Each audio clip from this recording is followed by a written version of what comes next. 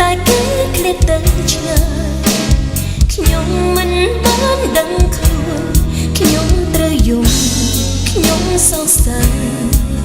ធ្លាប់កក់ក្ដៅក្នុងរង្វង់ដៃងាប់ប្រស្រួលខ្ញុំយំថ្លៃការពិតជុំអណិតខ្លួនពេលនេះខ្ញុំប្រត់ស្នេហ៍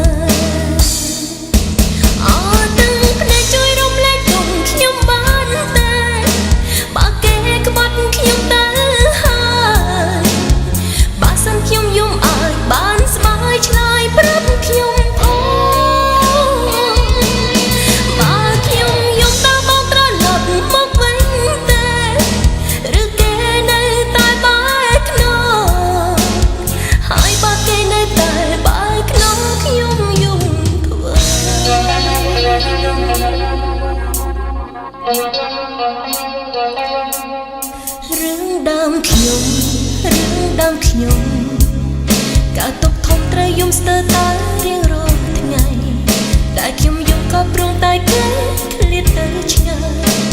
ខ្ញុំមិនបានដឹងខ្លួនខ្ញុំត្រូវយំខ្ញុំសង្ស័យ